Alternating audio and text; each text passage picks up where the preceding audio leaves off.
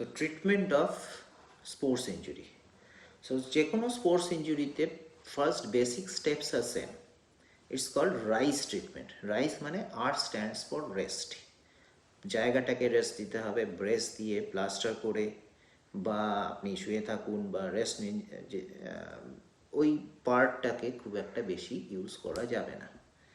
Second হচ্ছে আইস compression. আইস reduces swelling, inflammation কমায়।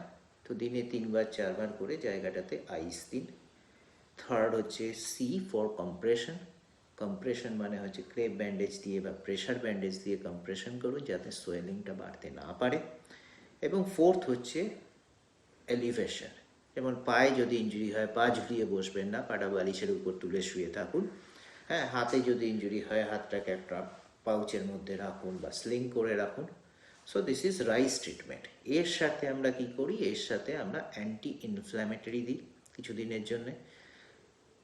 তাতে কি হয়, ছোটোখাটো ইঞ্জুরি হলে 2 to 3 days বা 4 days-এ আস্তে আস্তে রিকভার করে যায় এবং আবার স্পোর্টসে জয়েন করতে পারে। কিন্তু যদি এর থেকে বড় ইঞ্জুরি হয় তাহলে কিন্তু অর্থোপেডিক সার্জন যারা স্পোর্টস মেডিসিন প্র্যাকটিস করে তাদের দেখানো উচিত।